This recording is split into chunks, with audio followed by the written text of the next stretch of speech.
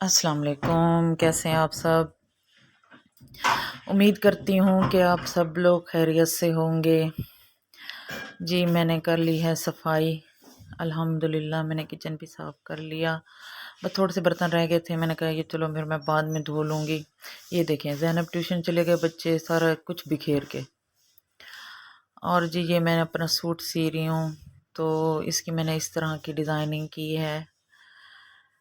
तो अभी ये भी कंप्लीट नहीं हुआ, मैंने इसे कंप्लीट करना है।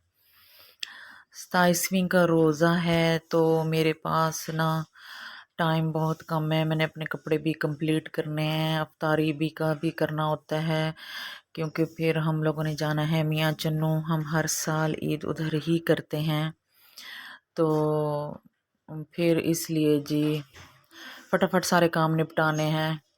मैंने जी बना लिया चना चाट, चिकन पुलाव,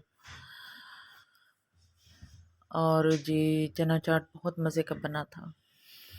मैंने पूरा रमज़ान इस दफ़ा चना चाट नहीं बनाई है, मैं आज 27वीं के रोज़े को बना रही हूँ।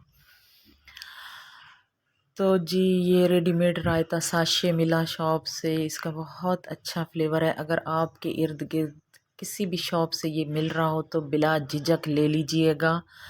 मैंने एक्स्ट्रा पुदीना भी डाल दिया था। बहुत अच्छा फ्लेवर है इसका, बहुत अच्छा रायता बना, ना कूटने का झंझट और ना ही कोई और मसला।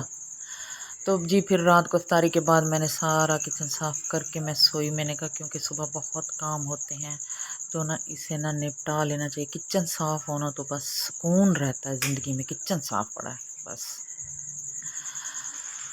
बस जी फिर किचन साफ़ किया, उसके बाद गुड नाइट। अल्हम्दुलिल्लाह जी ये आज 29वां रोज़ा है, सुबह का टाइम है, हम लोग मियाँ चन्नू आ गए हैं।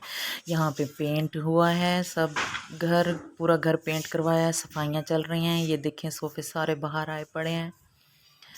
और जी ये जी नीचे का पोर्शन, ये भी नीचे भी सफाइयाँ चल रही हैं। और जी मेरी वीडियो कैसी लगी है, वीडियो को लाइक करें, चैनल को सब्सक्राइब करें। अल्लाह हाफिज़।